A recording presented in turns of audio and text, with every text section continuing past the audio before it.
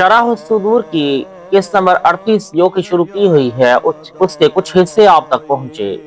آج انشاءاللہ بقیہ آپ تک پہنچانے کی کوشش کرتے ہیں۔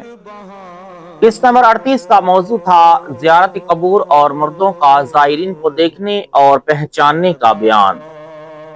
حضرت ابو عبداللہ شامی رحمت اللہ تعالی علیہ فرماتے ہیں، ہم رومیوں سے جنگ کے لیے نکلے تو چند افراد دشمن کی کھوج میں لگ گئے۔ دو آدمی بچھڑ گئے تھے، ان میں سے ایک نے بتایا کہ ہمیں رومیوں کا ایک بوڑھا ملا اور اس نے ہمیں جنگ کی دعوت دی۔ ہم تھوڑی دیر اس سے لڑے مگر میرا ساتھی شہید ہو گیا۔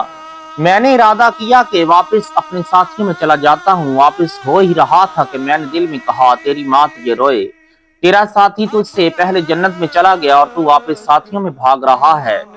چنانچہ میں نے مڑ کر اس رومی پر حملہ کر دیا۔ لڑتے لڑتے وہ مجھے نیچے گرا کر میرے سینے پر بیٹھ گیا اور مجھے قتل کرنے کے لیے ہتھیار پکڑا ہی تھا کہ اتنے میں میرا شہید ساتھی آ پہنچا اور اسے بالوں سے پکڑ کر مجھ سے الگ کر دیا اور ہم دونوں نے مل کر اس رومی کو قتل کر دیا۔ اس کے بعد میرا شہید ساتھی میرے ساتھ باتیں کرتا ہوا چلنے لگا اور ایک درخت کے پاس پہنچ کر گر پڑا اور پہلے کی طرح مقتول ہو گیا۔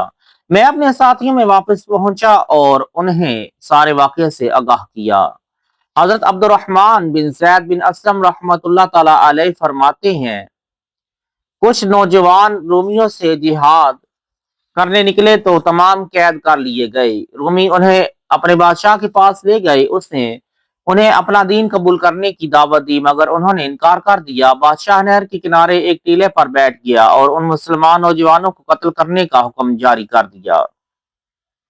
چنانچہ ایک نوجوان کو شہید کر کے نہر میں پھینکا گیا تو اس کا چہرہ رومیوں کی طرف گھوما اور یہ آیات مبارکہ تلاوت کی، یا ایتھا النفس المطمئنہ ارجعی الی ربکی راضیۃ مرضیہ فادخلی فی عبادی وادخلی جنتی۔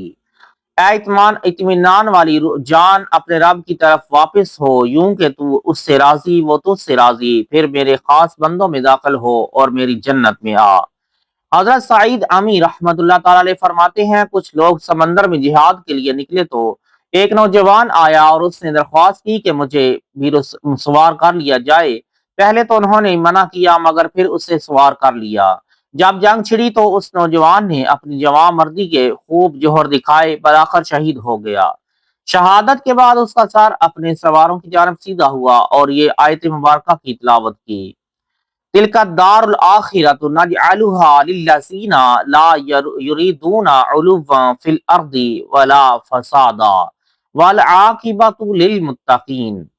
یہ آخرت کا گھر ہم ان لوگوں کے لیے کرتے ہیں جو زمین میں تکبر نہیں کرتے اور نہ فساد اور عاقبت پرہیزگاروں ہی کی ہے۔ اس کے بعد اس نے پانی میں غوطہ کھایا اور نظروں سے اوجھل ہو گیا۔ حضرت ابو یوسف غسولی رحمت اللہ تعالی علیہ فرماتے ہیں، میں حضرت ابراہیم بن ادہم رحمت اللہ تعالی علیہ کے پاس ملک شام گیا تو انہوں نے فرمایا، آج میں نے ایک عجیب چیز دیکھی ہے۔ میں نے پوچھا وہ کیا؟ فرمایا، میں ایک قبر کے قریب کھڑا تھا کہ اچانک وہ شک ہوئی اور اس میں خضاب لگائے ہوئے ایک بزرگ ظاہر ہوئے اور فرمایا، اے ابراہیم پوچھو کیا؟ کیونکہ اللہ عز و جل نے مجھے تمہارے لیے زندہ کیا ہے۔ میں نے کہا، ما فعل اللہ بکا، یعنی اللہ عز و جل نے آپ کے ساتھ کیا معاملہ فرمایا؟ انہوں نے فرمایا، میں برے اعمال لے کر رب عز و جل کی بارگاہ میں حاضر ہوا تو رب تعالی نے ارشاد فرمایا، میں نے تجھے 3 باتوں کے سبب بخش دیا، تو مجھ سے اس حال میں ملا کہ مجھ سے محبت رکھنے والوں سے محبت رکھتا تھا، تیرے سینے میں ذرا برابر بھی حرام گھونٹ نہیں اترا تھا، اور تو مجھے خضاب لگائے ہوئے ملا، اور جس نے خضاب کیا ہو اسے آگ کا عذاب دینے میں مجھے حیا آتی ہے۔ اس کے بعد قبر بند ہو گئی۔ پھر فرمایا، اے غسولی تجھ پر افسوس ہے، اللہ عز و جل کے لیے عمل کر، وہ تجھے عجائبات دکھائے گا۔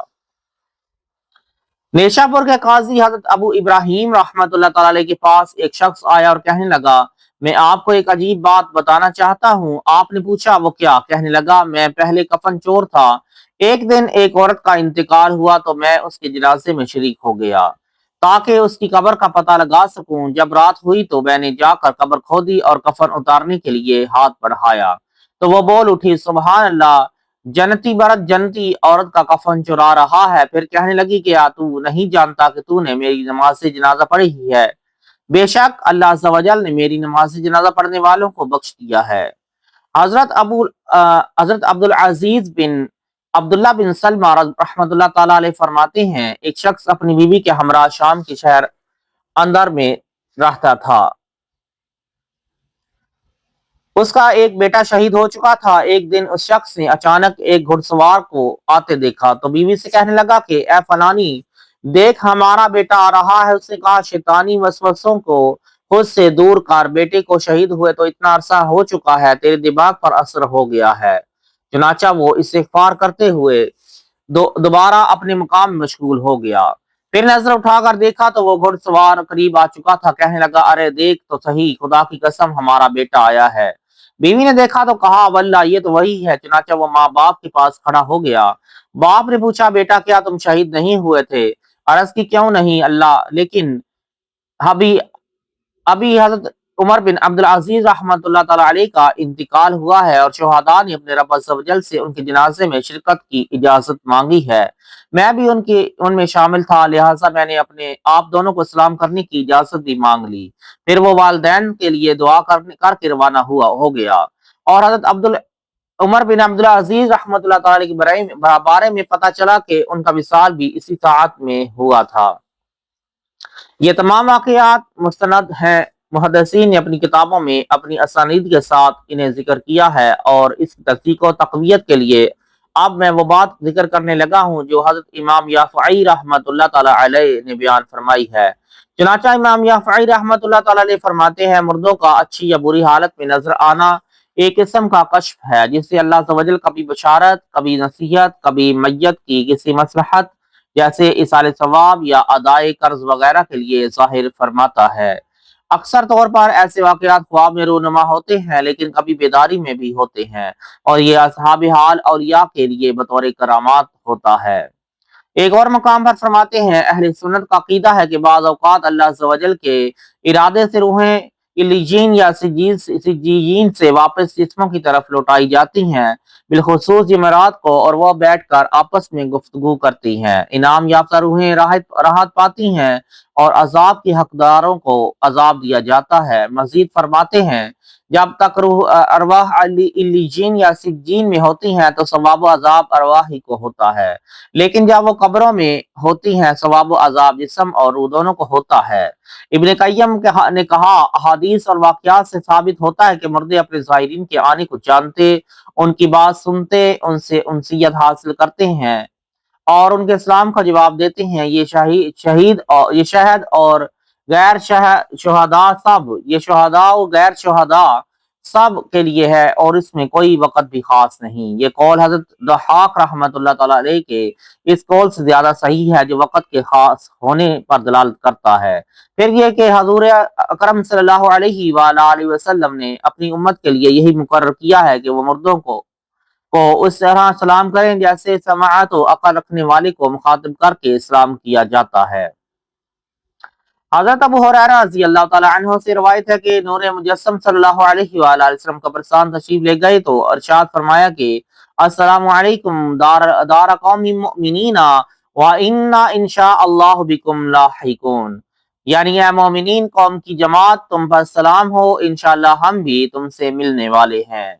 حضرت بریدہ رضی اللہ تعالیٰ عنہ روایت کرتے ہیں کہ پیارے آقا کریم صلی اللہ علیہ وآلہ وسلم نے ہمیں سکھایا کہ قبرستان میں جائیں تو یوں کہیں السلام علیکم اہل الدیار من المسلمین وإنا انشاءاللہ بکم لاحقون، انتم لنا فرط ونحن لکم تبع، اسأل اللہ لنا ولکم العافیہ، یعنی اے قبر والے مسلمانوں تم پر سلام ہو، انشاءاللہ ہم بھی تم سے ملنے والے ہیں، تم ہم سے پہلے چلے گئے اور ہم تمہارے پیچھے ہیں، ہم اپنے اور تمہارے لیے اللہ عز و جل سے عافیت مانگتے ہیں۔ ام المؤمنین حضرت عائشہ صدیقہ رضی اللہ تعالی عنہا فرماتی ہیں میں نے بارگاہ رسالت میں عرض کی میں قبرستان والوں سے کیا کہوں؟ ارشاد فرمایا کہ کہو السلام علیکم اہل دیار من المسلمین ویرحم اللہ المستقدمین منا والمستاخرین وانا انشاءاللہ بکم لاحقون، یعنی تم کہو کہ قبر والے مسلمانوں پر سلامتی ہو، اللہ عز و جل اب ہمارے اگلوں اور پچھلوں پر رحم فرمائے، انشاءاللہ ہم بھی تم سے ملنے والے ہیں۔